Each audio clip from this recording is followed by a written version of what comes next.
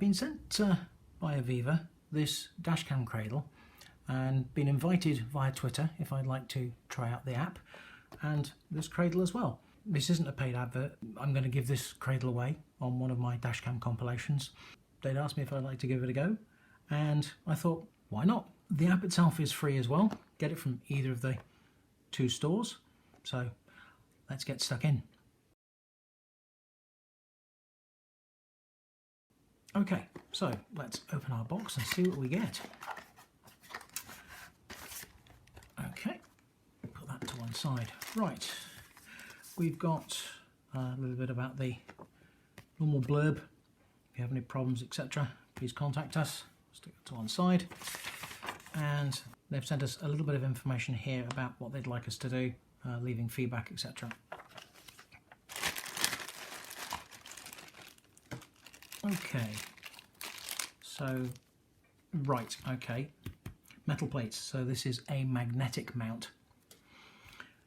Right, 3-part mount by the look of it. You've got your windscreen mount, so this is the bit with the valve on it and the sucker for the screen side. You've got the adapter mount here, which has got the fitting and the magnet, so we'll fit that either way, depends on obviously which way around you've got it mounted on your dash. Clicks into place. Feels quite robust. Reasonable plastic mount. It has an adjuster on it as well, so you can adjust the knurled wing on the back, and that gives you the flexibility to mount your phone at any angle and then tighten it up once you're done. Choice of 2 plates that they've included, a larger rectangular one and a smaller circular one with an adhesive pad. Personally, I don't really intend to stick that on there. Whilst this sticky pad's an option, it's not one really I think that is viable. This plate here is steel, obviously a magnet in there. It has got quite a bit of bite to it. So there's a reasonable magnet in there.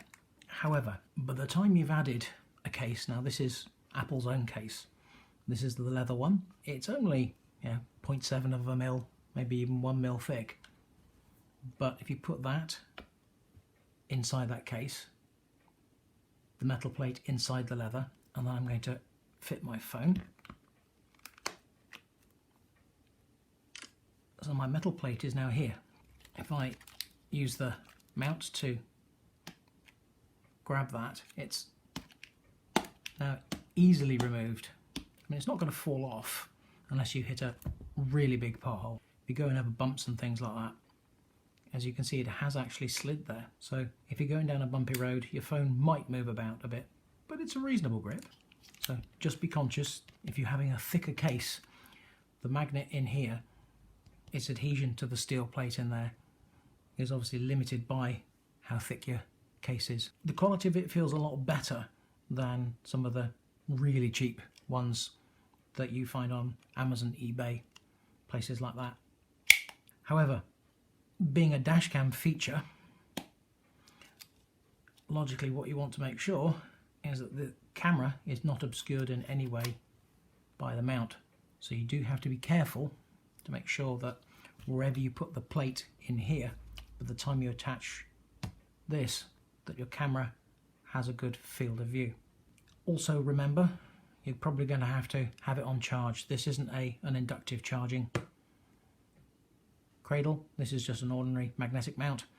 So you'll probably need your charging lead if you're going to be using your phone for recording your travels as well. Haven't tried the app yet, that's what comes up next. So it's just a couple of points to think about. Be conscious of the case. The thicker the case, the harder it will be for this to keep hold of your phone. As you can see, it's not particularly strong once it's inside the case. And logically, you're recording with your mobile phone, so it will need power, and the angle of view for your recording will be slightly different than what you're probably going to see on your average Dashcam. Is it going to be as good as a Dashcam? Probably not. It's worthwhile trying, if nothing else. If later on you decide to buy a Dashcam, the cheap ones are sort of 30 quid upwards. decent ones are sort of a 80 quid upwards.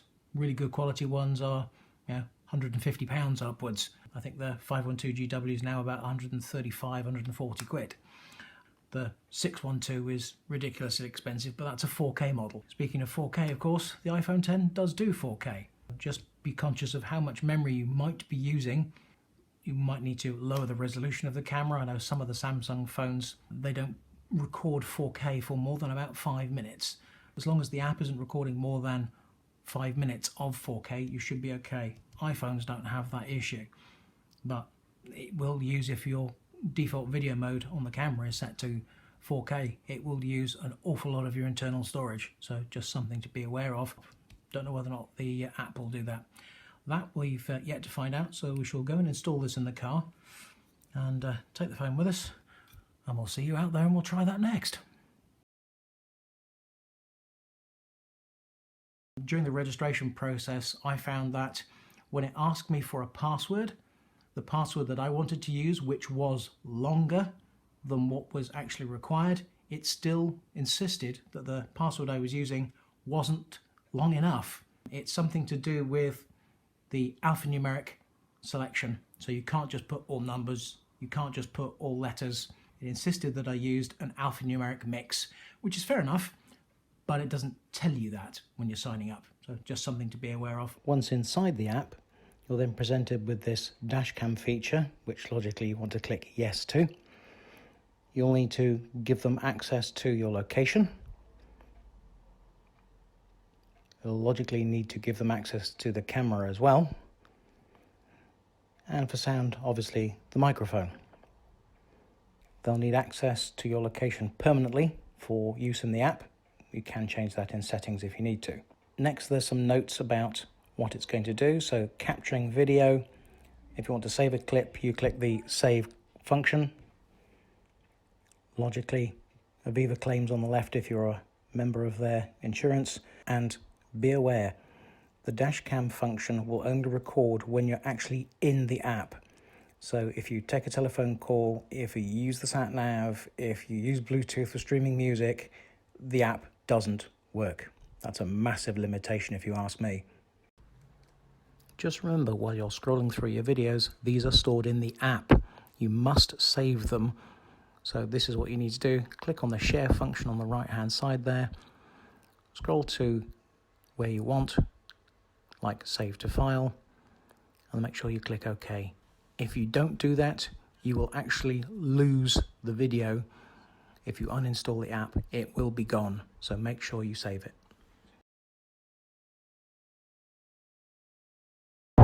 Ultimately, one of the things that worries me about the Dashcam app is that what you can see on the screen there, those graphics, are there permanently.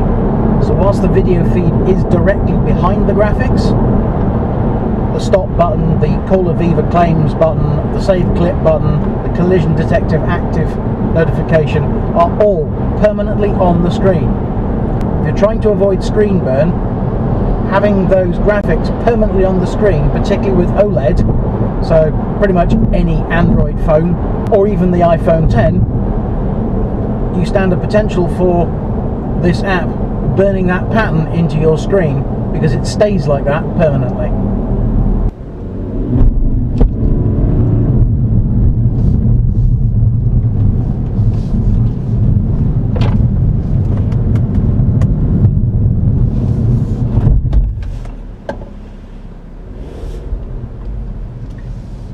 So literally slamming your brakes on does not trigger the collision detector, even with full lockup on ABS.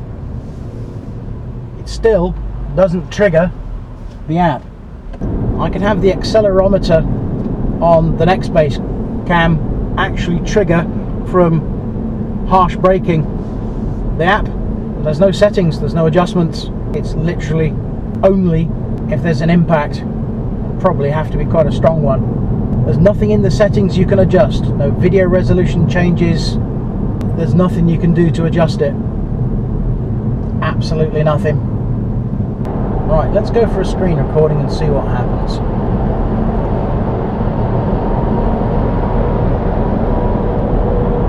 recording pause whilst saving. So, unlike a dash cam, where it actually just saves the clip and keeps recording, the app actually has to pause what it's doing. I'll do a like-for-like comparison on the video quality.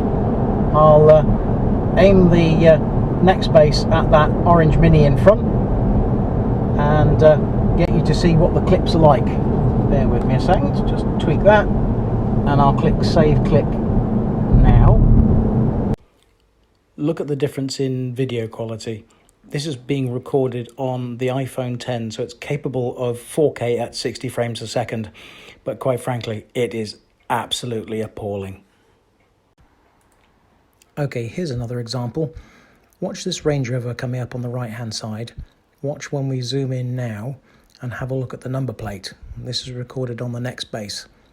You can see what the number plate is. This is the Aviva app, and let's see what happens when we try exactly the same thing again. When it comes past now let's zoom in. How is that going to help your insurance? It's not.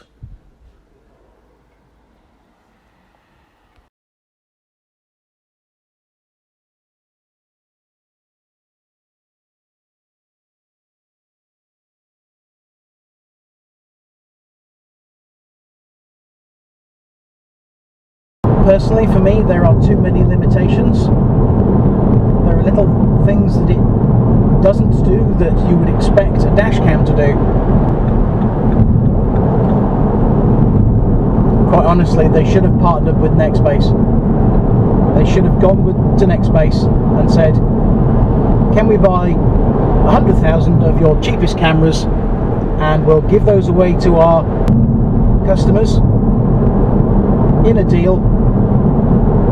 So if you take out insurance with us, you get a free Nextbase cam. That would have been better. From Aviva's point of view, if someone's having a crash, it's better than nothing. But quite frankly, Dashcam doesn't stop recording part way through, doesn't stop if the phone rings, doesn't stop if you start streaming music, it doesn't stop if you use the sat nav, it doesn't stop if you ask Google to do something. Quite frankly, there are so many limitations on the app that you really are better off buying a cheap dash cam than you are using the app. The cheapest Nextbase cam smashes the Aviva app out of the park. Features and benefits over a genuine dash cam beat the app hands down. I did say I was going to be honest, Aviva. Sorry, it doesn't do what a dash cam does. It doesn't work as well as a dash cam does. I can't personally recommend the app. If you've got nothing, then I can recommend the app, because you've got nothing. If you've got 50 quid in your pocket, go and buy a cheap Nextbase cam, or any cam to be honest. Do a little bit of market research, buy whichever dash cam floats your boat. Don't rely on the app. Really, don't rely on the app. There's just one more thing. When you put the unit on charge, it doesn't work. If you're using cordless charging, because that metal plate is in the back, the electromagnetic charging field just simply doesn't get through.